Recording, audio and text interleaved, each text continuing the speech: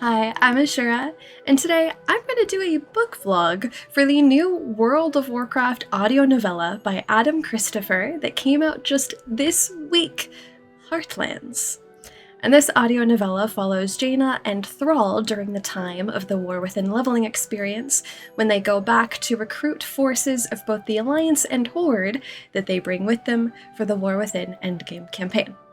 Now, I've never done anything like this before, but I've actually really wanted to start doing book vlogs for WoW books to go over all of the cool lore and story in them, so I figured what better time to start than with this one. Basically, what I'm going to do is I'm going to read through this. I'm going to point out bits of lore that I think are cool or neat, and maybe provide some context for what's going on if necessary, and probably give my thoughts and a review at the end. Because I haven't read it yet, this probably isn't going to be the most coherent summary, but I did want to go through all of the lore in it and sort of unpack a bit of what's going on. So, let's jump right into the book.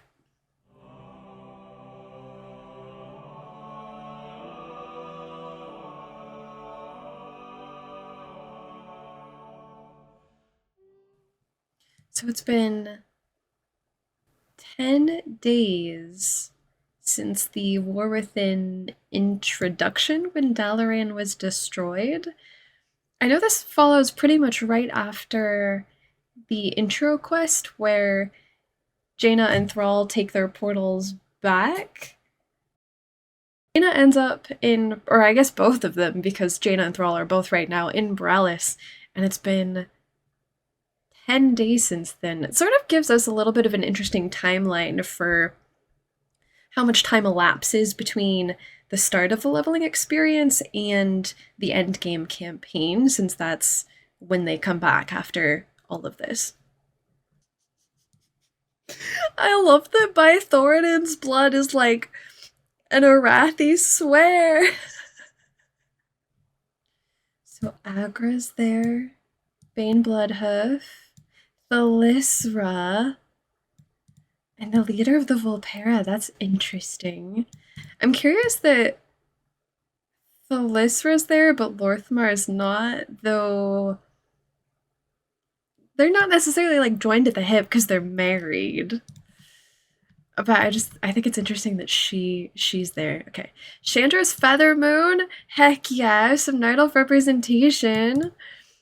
Magister Umbrook, Kurgan Wildhammer, and Tess Greymane! Her, like, first thing is the actual Queen of Gilneas after all this. You know, it makes me wonder what Gen is doing, because I thought that he would be able to be a good Alliance ambassador if Tess stepped up as Queen of Gilneas, and then he could do whatever he needed to for Stormwind. My niece Marin. Ooh.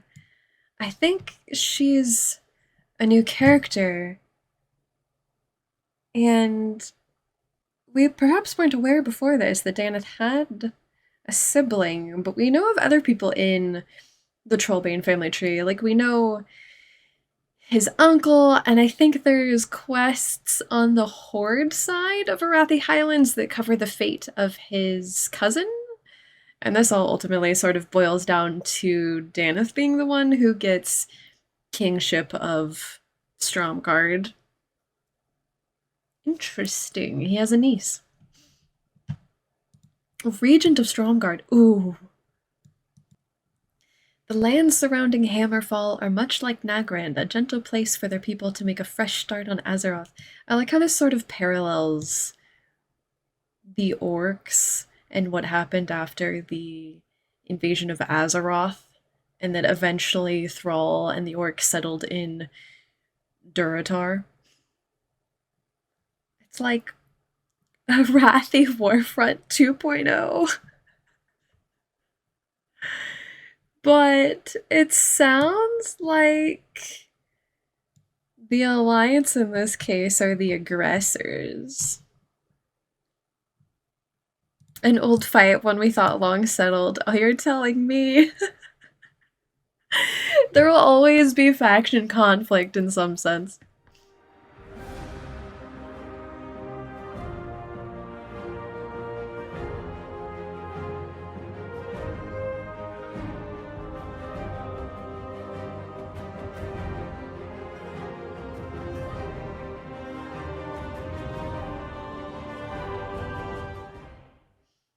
This is like the only aggro thrall content we've gotten in years. It's also really funny though with the backdrop of Jaina there, considering how much people ship Jaina and Thrall. Oh, any child of Erethdor is always welcome under our gates. What interesting phrasing. So, I'm assuming here that when she means child of Erethdor, she's referring to generally as humanity, like literally humankind. I'm working on a history of Arathi video, which I'm hoping will be out next week.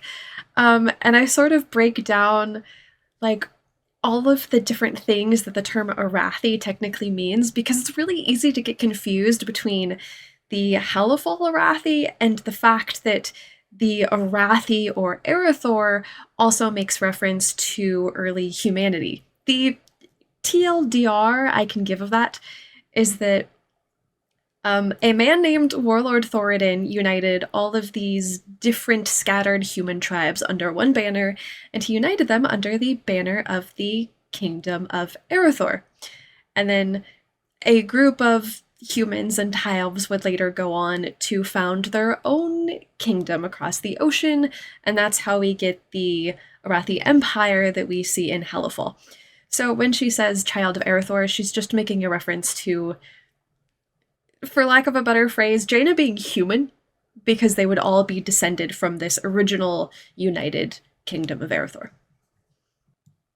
So I have to admit I'm not overly familiar with orc lore, but this callback to Thrall and Orgrim freeing the encampments is actually a reference to Lord of the Clans, in which Orgrim and Thrall sort of concoct this plan together to free the orcs from the internment camps that they were placed in after the Second War. And one of those is in Hammerfall in the Arathi Highlands. And actually, if you go in game, there's NPCs there who make reference to the fact that used to be one of the orcish internment camps. And there's like, actually, I think gallows there in game too that you can see. But they would concoct this scheme where Thrall would get captured and let himself be taken to the camp, and then he would talk to and rouse the orcs there and pretty much free them. And they did this for like encampment after encampment after encampment. And I think it's really cool that that gets acknowledged here, especially since Hammerfall was one of those encampments. I also like that that's very symbolic and metaphorical of liberation in a sense, that he feels like, even though he's half hallucinating from the poison, that Orgrim is leading him here, and Orgrim is the one who basically inspired him in the first place to liberate his fellow kin, and that that is in a sense happening again. It's also, I think, an interesting callback to a time when there were very obvious tensions between the Horde and the Alliance, and that this is paralleling that in a sense, and that again we have this very tense conflict between the humans of Stromgarde and the Kor'kron.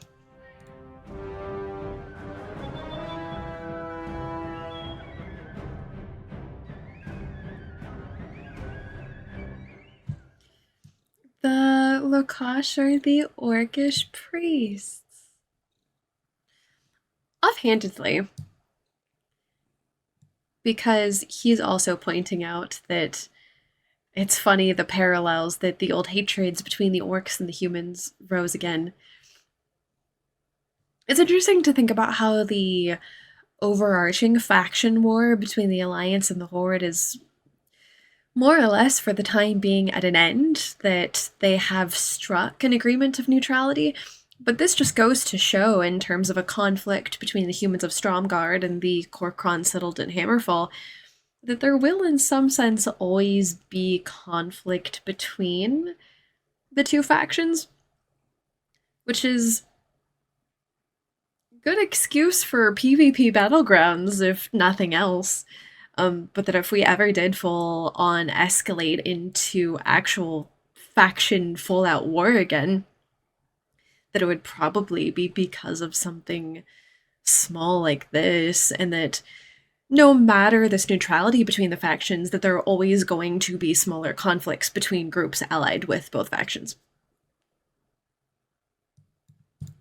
Okay, so the Kor'kron under geya'rah live in Hammerfall, and when Daneth Trollbane left for Stormwind City, he installed his niece Meryn as regent, and she very slowly, over the months, moved her forces closer and closer to Hammerfall when they started attacking the orcs.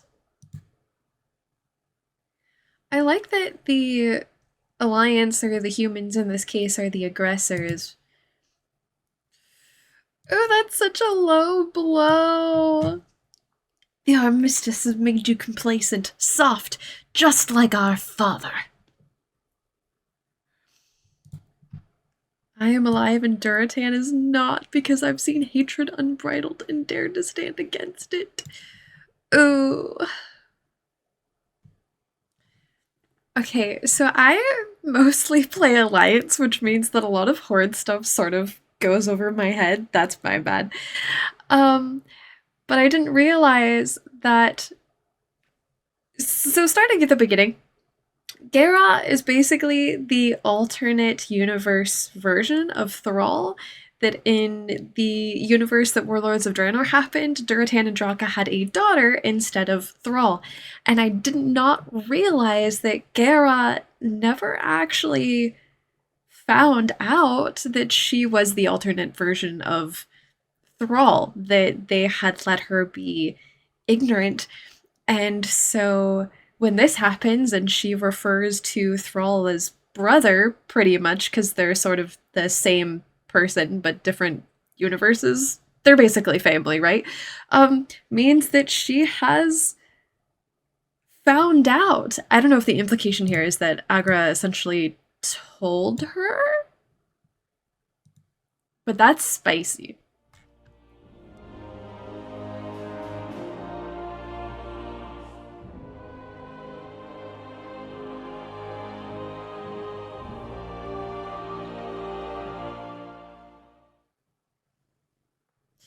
We walk in Erythor.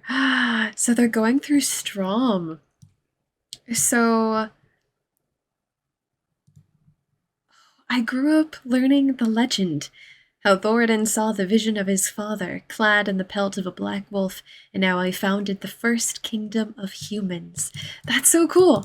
That specifically is a reference to the Stromkar artifact text. It's one of the warrior weapons that talks about the sword that Thoradin wielded. And as I sort of said a little bit earlier, Thoradin was the founder of the Kingdom of Erythor, and for it, they chose Arathi Highlands to be the location of their capital because of a dream he had of his father, as Jaina says. And the kingdom that they built was Strom, which would, over the course of thousands of years, end up sort of falling into disrepair as the other human kingdoms grew autonomy.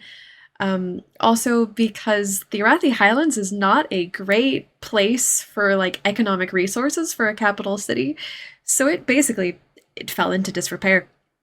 And eventually, Thoradin's descendants abandoned Strom, and the Trollbanes, who are the current leaders of Stromgarde, claimed Strom for themselves, rebuilt it, and named it Stromgarde, which is how we got here. And so when Meryn says, we walk in Erythor, these are like the actual ruins of Strom beneath Stromgarde. That's such a cool piece of lore. Wow. You know, it just occurred to me if Marin is 40, she would have lived through. She would basically have been born around the time that the Dark Portal opened, so she would have been a kid during the First and Second Wars, because those happened pretty much within the first, like, 10 years after the Dark Portal opened. So eventually, when Stromgarde would have fallen, she would have been adult by that time, right? So she basically, this is all just a long way of saying she would have seen the fall and then subsequent re-rise of Stromgarde. It's almost sort of no wonder that she's really apprehensive about the orcs being so close by. Dang. I sat in this keep feeling helpless, realizing what precious little remained of the legacy. This is also just such an interesting story direction to go, considering that the Arathi are an important part of the War Within, like, completely removed, right? But that they all come from the same place, historically speaking. Like, the history that Marin is referring to is also the same history that the Arathi of Hallowfall have. Wow. Dalaran's fall marks the passing of yet another human kingdom, though it had become unrecognizable in recent times. Gilneas succumbed for so long to blight, and we do not speak of what transpired in Alterac or Lordaeron. Alterac turned traitor during the Second War and basically let the orcs go through. So they betrayed the Alliance, and then, a long story short, that kingdom basically fell apart afterward. And it was an interesting plot point for a while that the other kingdoms of the Alliance weren't quite sure how to divvy up the Alterac territory. And then the Third War happened, which is obviously when Lordaeron fell, thanks to Arthas and the Scourge. So she's just referring in this sense to two human kingdoms that got destroyed. And that now includes Dalaran. Gilneas, for a time, was under undead occupation, yes, but has been reclaimed by Tess, right? But I think she's, making a broader point about how the Alliance kingdoms are often, or I should say, the Alliance human kingdoms are often left to fend for themselves and do not particularly have good fates. So, of course, she's really wary about what will happen to Stromgarde. And Stormwind, what used to be a backwater country, now leads us? She's such an Arathi truther, because Stromgarde, even though it's built on top of Strom, the old capital, would have been the original capital of humanity. It would then become Lordaeron. Lordaeron would fall in the Third War, and then it would become Stormwind. And it's so fascinating to see her refer to Stormwind as, like, backwater country. It was actually one of the last human kingdoms that was ever founded, and incidentally was founded by one of Thoradin's descendants. And it's so fascinating to me that she's judging that and sort of saying in a part that this all belongs to the Arathi. This all belongs to Stromgarde, because this is the original heart of humanity in some sense. And if I'm reading this correctly, the fact that she's skinning the wolf is a reference to that vision that Thoradin had of his father with the black wolf pelt. The people look to us for strength, but we sell it time and again to the Alliance. We send their armies our grain while the Stromic starve. We send them our fighters while our children grow up not knowing their storied legacy. as we struggle to repel the ogres, the syndicate, or worse. The Arathi Highlands belong to humanity. They are the heart of a great empire whose blood runs in our veins even now. So, okay, side tangent. Going off the deep end a teensy bit here. So the Arathi, right? I love that so much of this is about the Arathi and Erethdor. This is like good food for me. Okay. So the Arathi. All of Thoradin's descendants basically went extinct on the Eastern Kingdoms. The only ones we know of, probably, are on the Arathi continent that the Helifal Arathi came from. For all intents and purposes, the Arathi on the Eastern Kingdoms no longer exist, but everyone who is a human does belong to the original kingdom of Erethdor. They are all, as Marin has said, part of Erethdor, which is what she's saying when she says, a great empire whose blood runs in our veins. And the reason I want to go off the deep end a little bit is because I have always wondered from a really speculative standpoint if there might actually still be Arathi heritage and Arathi blood in the royal families of the other human kingdoms, if not just some of the nobility. I mean, I wouldn't be surprised. We know that Thoradin's kids had married into other tribes to secure political alliances, so it's not that much of a stretch to assume that perhaps the Menethils or the Rins or someone somewhere has actual Arathi heritage that they can trace back to Thoradin, and perhaps even the Trollbanes might be part of that, though we know from the Stromkar artifact text that Thoradin was able to recruit the Trollbanes and the Alterac tribe into Erethdor with a duel, because he dueled the head of the Trollbane family at the time and won. And so that's a bit of a side tangent. That's not super relevant to this, but I always wonder, because the Arathi and Helifal are so prolific, might we still have people who can claim that sort of royal or noble descent? But in this specific context, I think she's just referring to all of humanity descending from Erethdor, and that this empire kingdom of Erethdor technically dissolved some thousands of years ago. Oh my gosh, it's our birthright. It's what Thoradin fought for. Unity. The unified human kingdoms. She would fit in so well in the Arathi Empire.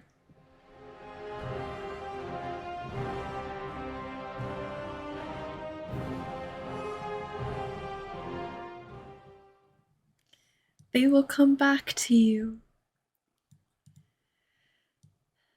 Thrall still not being able to use the elements. Interestingly enough, I think in Alpha for The War Within, there was reference to him being able to, and then I think that got walked back to saying that he still couldn't use them. I'm very curious when we'll see that storyline again. Like when we'll be able to see him use the elements again, if at all. When that will occur. Marin was just ahead, urging her troops forward, clad in the wolf pelt she thought symbolic of her right to rule. That's crazy that she's like using symbolism from Thoradin's vision of his father. Goodness.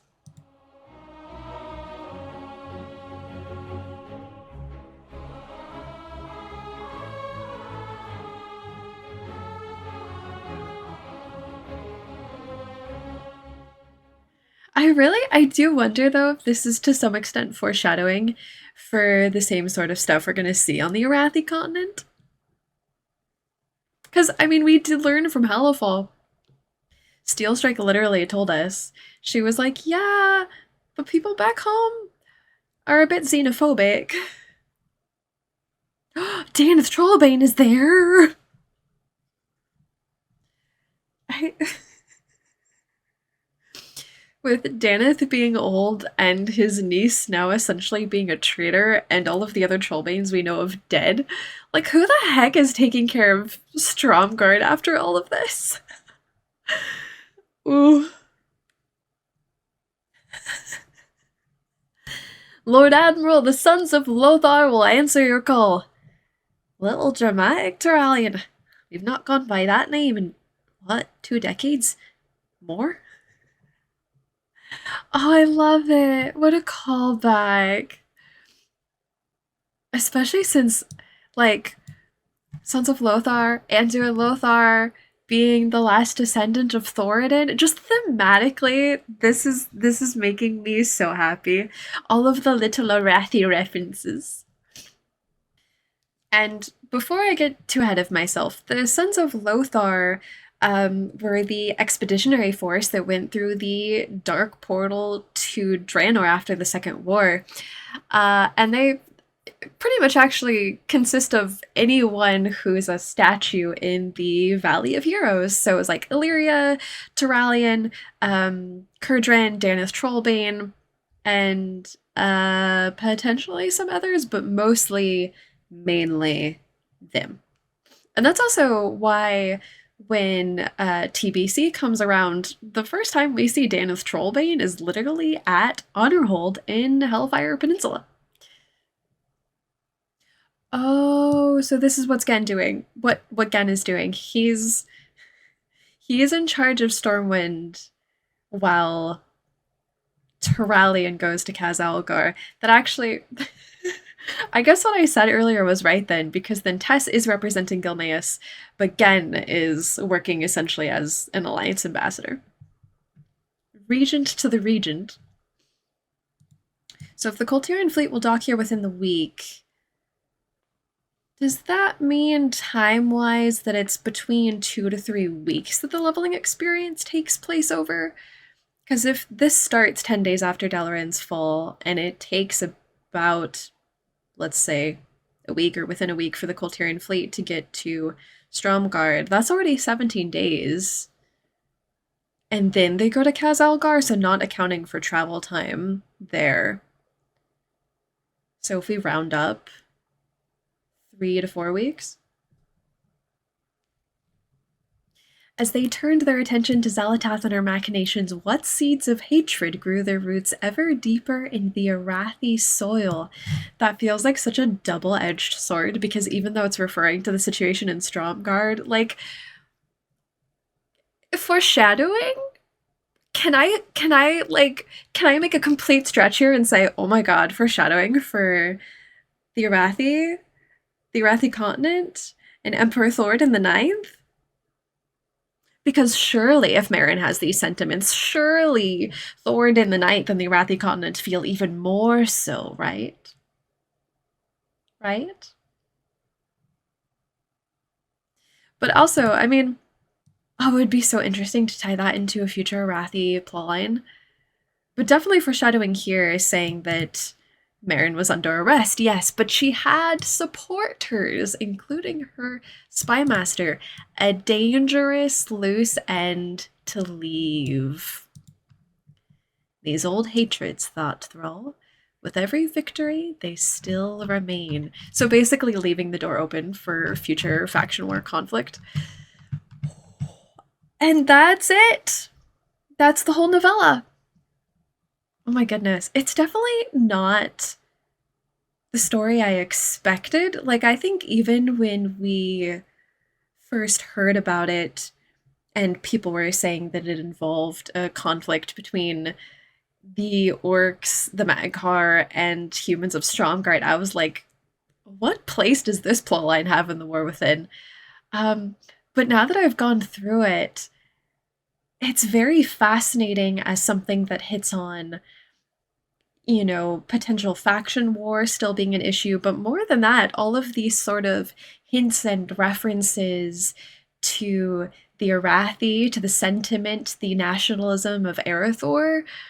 And I've said this a million times because it's like my favorite part of lore, and how that could potentially be relevant to what's going on with the Hellful Arathi stuff in the future. I think the way that this could set up future faction conflict and stuff with the Arathi continent, or perhaps even both at the same time, is really interesting to me, but I obviously don't think we're going to see the payoff of that for quite a while. Like, I'm thinking this is more of a post-World Soul Saga thing than it is anything that Xal'atath would try to cause or manipulate. But I really liked that. I actually feel like there were some really major things in it, including sort of Thrall and geya'rah being able to have that talk about the fact that they're, quote, family, more or less. But I'm so stuck on the Arathi parts, like that's going to be what I fixate on. Because that's the lore that I'm obsessed with.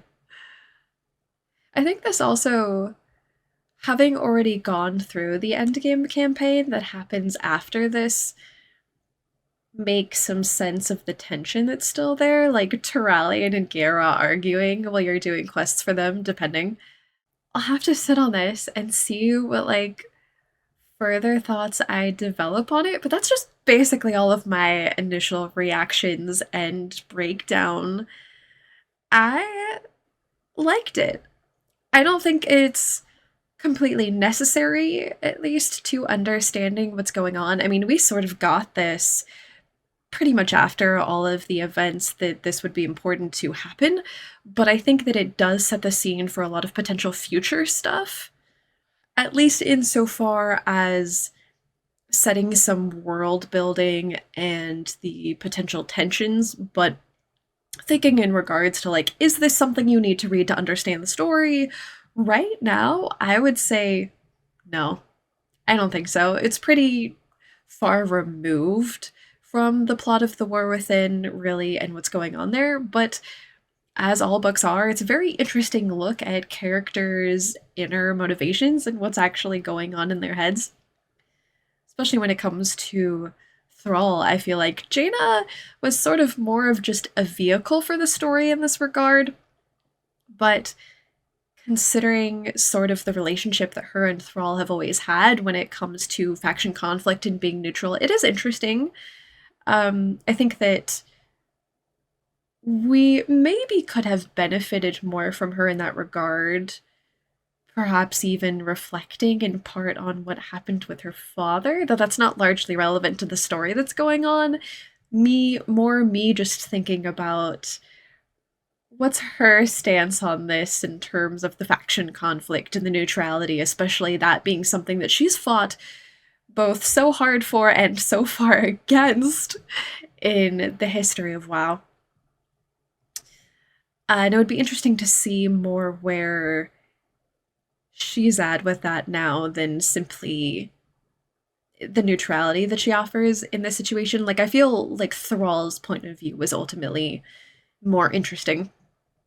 But it does make me wonder, with how much foreshadowing this is, if we might be able to see Jaina in a future plot that would deal with the Arathi continent, because she was here for this. Though I would probably more give that position to Anduin, because he, due to his family's history, would have more relevance in that regard. But yeah, interesting food for thought. I think I'm going to stew on the whole Arathi foreshadowing thing for quite a while. So, thank you for joining me for this little book vlog. I think the next one I really want to do is on the Islands and Isles book. I know some people have gotten their hands on one already, but it's supposed to, like, officially come out in the next couple weeks. I think next week, if I have the date correct. So potentially look for that in the future. So thank you for joining me for this, and I hope to see you in the next one.